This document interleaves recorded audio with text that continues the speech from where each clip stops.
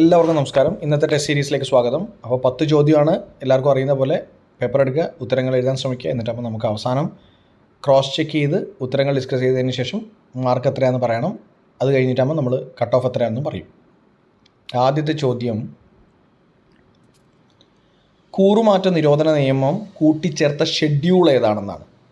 Anti defection law എല്ലാവർക്കും അറിയാവുന്നതാണ്. എല്ലാ പ്രാവശ്യവും ചോദ്യത്തിൽ ഉണ്ടാവുന്നൊരു ചോദ്യമാണ് കോൺസ്റ്റിറ്റ്യൂഷൻ്റെ ഭാഗത്തു നിന്നുള്ളത്. കൂറുമാറ്റ നിരോധന നിയമം കൂട്ടിച്ചേർത്ത ഷെഡ്യൂൾ ഏതാണ്? 52nd അമെൻമെൻറ്റ് ആക്റ്റാണ് ആൻറ്റി ഡിഫെക്ഷൻ ലോ ആയി ബന്ധപ്പെട്ട നിയമം ഭേദഗതി എന്ന് പറയുന്നത്. അപ്പോൾ 52nd അമെൻമെൻറ്റ് ഭേദഗതി, 52ാമത്തെ ഭേദഗതി ഏത് ഷെഡ്യൂളാണ് കൂട്ടിച്ചേർത്തതെന്നുള്ളത് ആണ് ആദ്യത്തെ ചോദ്യം.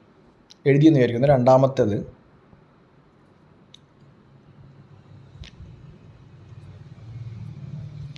രണ്ടാമത്തെ ചോദ്യം എന്ന് പറയുന്നത് സിക്കിമിന് അസോസിയേറ്റ് സ്റ്റേറ്റ് പദവി നൽകിയ ഭേദഗതി ഏതെന്നാണ്. സിക്കിം ചോഗ്യാൽ എന്ന് പറഞ്ഞൊരു കിങ്ഡമാണ് ഭരിച്ചുകൊണ്ടിരുന്നത്. അപ്പോൾ അതിനുശേഷമാണ് സിക്കിമിന് അസോസിയേറ്റ് പദവി കേന്ദ്ര സർക്കാർ നൽകിയത്. അപ്പോൾ അത് ഏത് ഭേദഗതി വഴിയാണെന്നാണ് ചോദ്യം. വീണ്ടും ഒരു കോൺസ്റ്റിറ്റ്യൂഷനുമായി ബന്ധപ്പെട്ട ചോദ്യമാണ്. Which is the constitutional amendment act which gave the title associate state to Sikkim? ഏതാണ്? ഉത്തരം എഴുതിയെന്ന് വിചാരിക്കുന്നു. അടുത്ത ചോദ്യം, മനുഷ്യ ശരീരത്തിലെ ആകെയുള്ള അസ്ഥികളുടെ എണ്ണം. അത് വളരെ ഈസിയാണ്, വളരെ ഈസി ചോദ്യമാണ്, എപ്പോഴും വന്നുകൊണ്ടിരിക്കുന്ന ഒരു ചോദ്യമാണ്. അടുത്ത ചോദ്യത്തിലേക്ക് പോവാം. രാഷ്ട്രപതിയെ സംസ്ഥാനത്ത് നിന്ന് നീക്കം ചെയ്യാനുള്ള നടപടിക്രമം ഏത് പ്രൊസീജിയർ വഴിയാണ് ഒരു പ്രസിഡൻറ്റിനെ ആ സ്ഥാനത്ത് നിന്ന് നീക്കം ചെയ്യുന്നത്? ആ പ്രക്രിയ അല്ലെങ്കിൽ പ്രൊസീജിയറിൻ്റെ പേരെന്താണ്? ഇതും കോൺസ്റ്റിറ്റ്യൂഷനിൽ നിന്നൊരു ചോദ്യമാണ്. ഉത്തരം എഴുതിയെന്ന് വിചാരിക്കുന്നു. അടുത്ത ചോദ്യം എന്ന് പറയുന്നത്, വയനാട്ടിലെ കുടിയേറ്റം ആധാരമാക്കിയ കൃതി ഏതാണ്? വയനാട്ടിലെ കുടിയേറ്റം ആസ്പദമാക്കി എഴുതിയ കൃതിയുടെ പേരെന്താണെന്നാണ് ചോദ്യം. ഒരു ക്ലൂ തരാം. എസ് കെ പൊറ്റക്കാടിൻ്റെയാണ് കൃതി. എസ് കെ പൊറ്റക്കാടാണ് ഇത് എഴുതിയത്. അടുത്ത ചോദ്യത്തിലേക്ക് പോട്ടെ. കടലുണ്ടി പക്ഷി സങ്കേതം സ്ഥിതി ചെയ്യുന്ന ജില്ല. എളുപ്പമുള്ള ചോദ്യമാണ്. കടലുണ്ടി പക്ഷി സങ്കേതം സ്ഥിതി ചെയ്യുന്ന ജില്ല എല്ലാവർക്കും അറിയുന്നൊരു ചോദ്യമാണെന്ന് വിചാരിക്കുന്നു. അടുത്ത ചോദ്യത്തിലേക്ക് പോവുകയാണ്. അളകാപുരി വെള്ളച്ചാട്ടം സ്ഥിതി ചെയ്യുന്ന ജില്ല. അളകാപുരി വെള്ളച്ചാട്ടം സ്ഥിതി ചെയ്യുന്ന ജില്ല ഏത് എന്നാണ് ചോദ്യം. ഉത്തരം എഴുതിയോ? ഏത് ജില്ലയാണ്? ഉത്തരം എഴുതിയോ? അടുത്ത ചോദ്യം, കേരളത്തിലെ ഏക പരശുരാമ ക്ഷേത്രം എവിടെയാണ്? കേരളത്തിലെ ഏക പരശുരാമ ക്ഷേത്രം എവിടെയാണ്? അത് PSC റിപ്പീറ്റ് ചെയ്യുന്ന ഒരു ചോദ്യമാണെന്ന് തോന്നുന്നു. അതുകൊണ്ട് തന്നെ നിങ്ങൾക്ക് അറിയാതിരിക്കാൻ സാധ്യതയില്ല.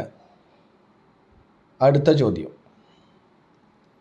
ഹമ്പൻടോട്ട തുറമുഖം എവിടെയാണ്? ഹമ്പൻടോട്ട കേട്ടിട്ടുണ്ടോ? ഈ തുറമുഖം ചൈനീസ് ഇൻവെസ്റ്റ്മെൻറ്റുമായി ബന്ധപ്പെട്ട് എപ്പോഴും പത്രത്തിലുണ്ടാവുന്നൊരു പോർട്ടിൻ്റെ പേരാണ്, തുറമുഖത്തിൻ്റെ പേരാണ് ഹമ്പൻടോട്ട എന്ന് പറയുന്നത്. ഹമ്പൻടോട്ട തുറമുഖം എവിടെയാണ്?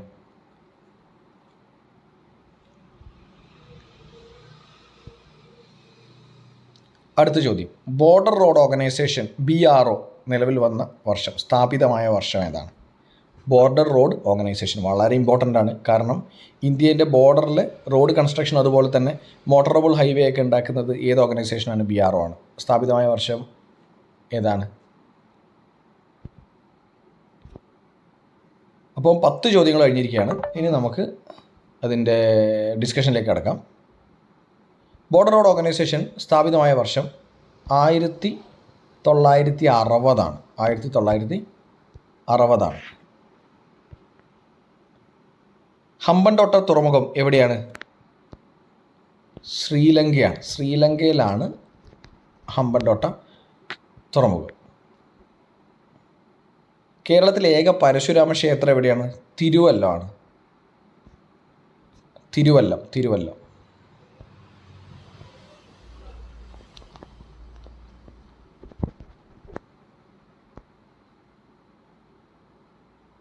അളകാപുരി വെള്ളച്ചാട്ടം സ്ഥിതി ചെയ്യുന്ന ജില്ല ഏത് ജില്ലയാണ്? കണ്ണൂരാണ്, കണ്ണൂർ. ഓക്കെ. കടലുണ്ടി പക്ഷി സങ്കേതം സ്ഥിതി ചെയ്യുന്ന ജില്ല മലപ്പുറമാണ്, മലപ്പുറം.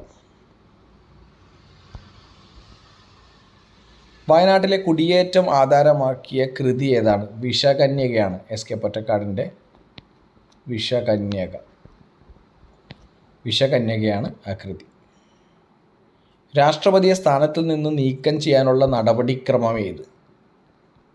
ഇംപീച്ച്മെൻ്റ് ആണ്. ഇംപീച്ച്മെൻറ്റ് എന്താണ്?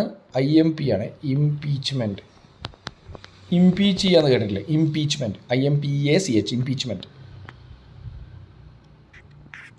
മനുഷ്യ ശരീരത്തിലെ ആകെയുള്ള അസ്ഥികൾ എത്ര എണ്ണമാണ്? ഇത് പറയണം. 206 ആണ്. 206.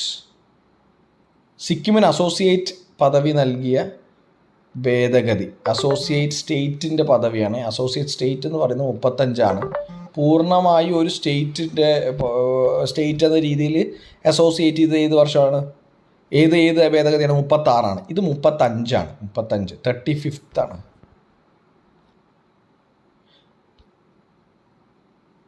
ഇതൊന്നുകൂടെ പറയാം. സിക്കിമിന് അസോസിയേറ്റ് പദവി, സ്റ്റേറ്റ് പദവി, അസോസിയേറ്റ് സ്റ്റേറ്റ് എന്ന് പറഞ്ഞിരുന്നത് 35ാമത്തെ ഭേദഗതിയാണ്. ഇതിൽ ആദ്യത്തെ ചോദ്യം എന്ന് പറയുന്നത് കൂറുമാറ്റ നിരോധന നിയമം കൂട്ടിച്ചേർത്ത ഷെഡ്യൂൾ ഏതാണെന്ന്. ഏതാണ് ഷെഡ്യൂൾ? 10th ഷെഡ്യൂൾ കേട്ടോ. 10th ഷെഡ്യൂളാണ് കൂറുമാറ്റ നിരോധന നിയമം, ആൻറ്റി ഡിഫെക്ഷൻ ലോ കൂട്ടിച്ചേർത്ത ഷെഡ്യൂൾ. അപ്പം ഇതിൽ എനിക്ക് തോന്നുന്നു നിങ്ങൾക്ക് എല്ലാം ഏകദേശം ഐഡിയ ഉള്ള, കാരണം കറണ്ട് അഫയേഴ്സ് ചോദ്യങ്ങളൊന്നും ചോദിച്ചിട്ടില്ല, ഏകദേശം ഐഡിയ ഉള്ള ചോദ്യങ്ങൾ തന്നെയാണ് ചോദിച്ചത്. അതുകൊണ്ട് തന്നെ കട്ട് ഓഫ് എന്ത് വേണം? ഏത് രീതിയിൽ കട്ട് ഓഫ് വേണം? ഒരു 7 മാർക്ക് വാങ്ങാൻ പറ്റുന്ന ടെസ്റ്റ് അല്ലേ? 7/10 നമുക്ക് കട്ട് ഓഫ്. 7 മാർക്കിന് മുകളിൽ വാങ്ങിയവർ എത്ര പേരുണ്ടെന്ന് കമൻറ്റിൽ മെൻഷൻ ചെയ്യുക. അപ്പോൾ bye, take care and see U.